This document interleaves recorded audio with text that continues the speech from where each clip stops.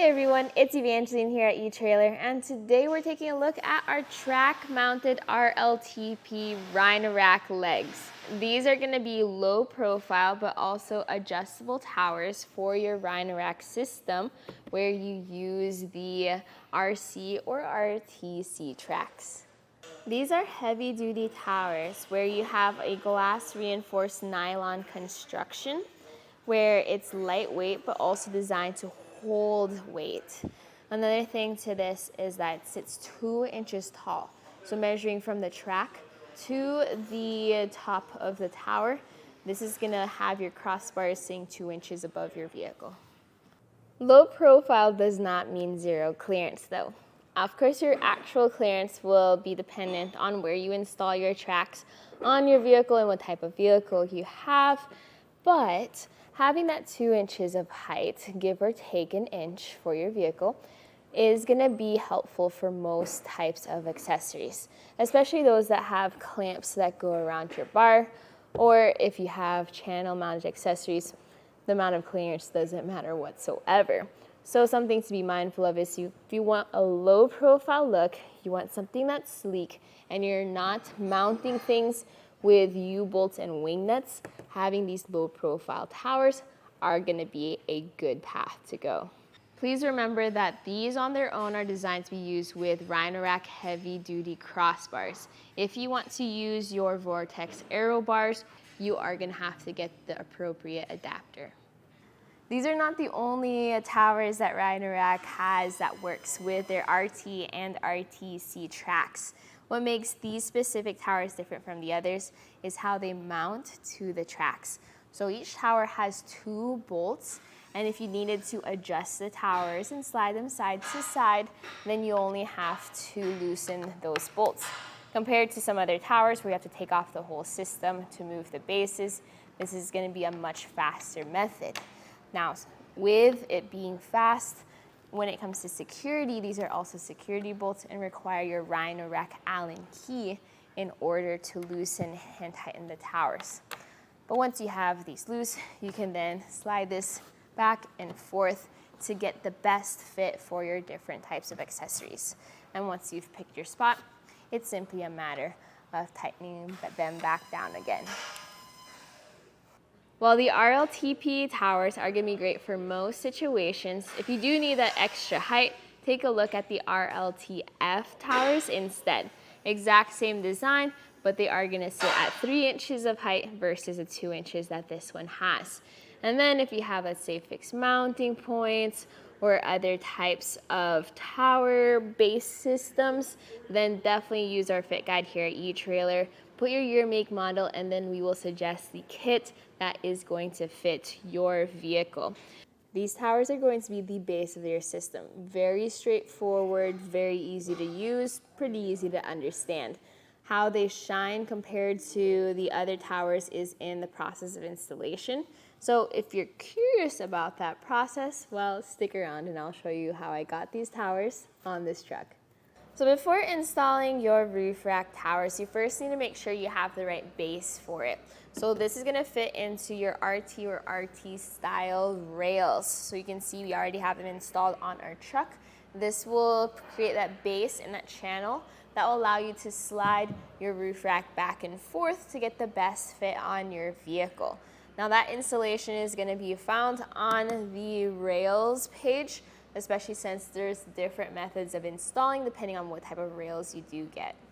After your tracks are installed, you can then install your crossbar and your towers. A lot of what you're going to need is going to be included with your kit, except for some tools. So I have a 5/8 inch wrench, preferably a ratchet wrench or crescent wrench style.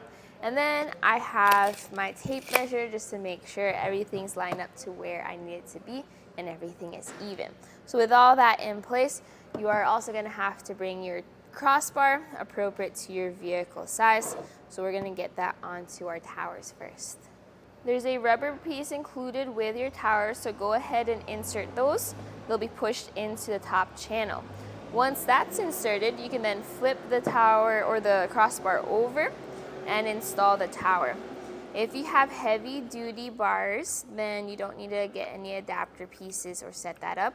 you simply loosen that top rectangular plate or block. You're gonna put it into your crossbar and then turn the bolt, which will tighten that block in that channel. Hand tighten to the point where this will not come off of your crossbar, but you'll still be able to slide it back and forth to make adjustments once it's on your roof.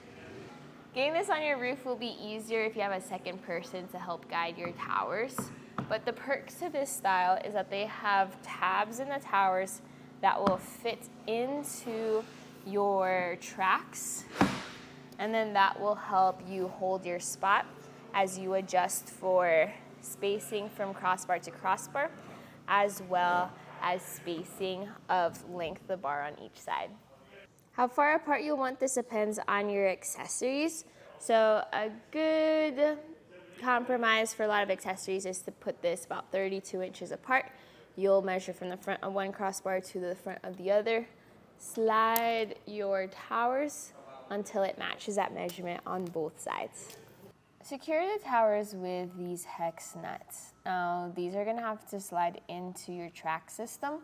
On one side of the tracks, there is gonna be an opening that you can just fit these into. On the other side, there might not be an opening, but you can slide the end cap out to make space for these nuts.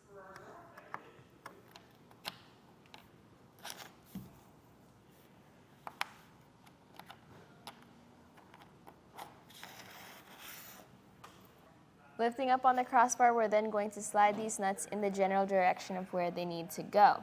You're gonna wanna fit on the outside of those tabs, and if in doubt, further away is better than closer inside.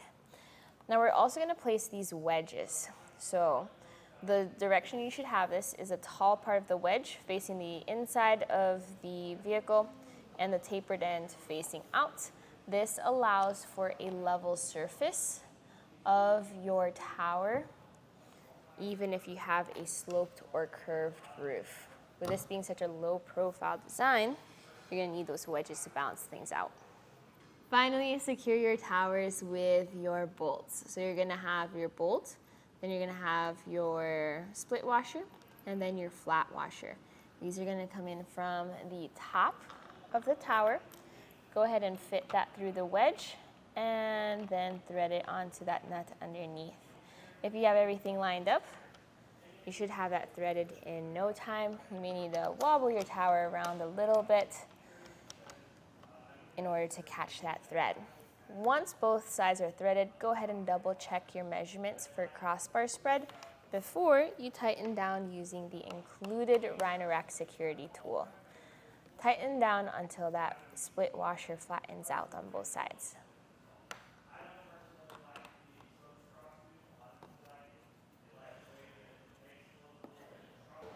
With the towers in place, you can then adjust your crossbar length. Now, this will depend on your vehicle and the spacing, but make sure the space is even on both sides. I like to measure from the tower to the end of the crossbar. Once it's there, you can then secure your crossbar using your 5/8 inch wrench.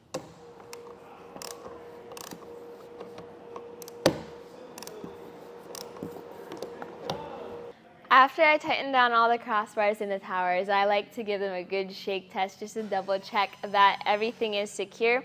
But other than that, that's it for the install process. You're now ready to load up your roof rack system with accessories and cargo and hit the road. And this right here was a look at our Rhino-Rack track mounted RLTP towers, and you saw it at etrailer.com.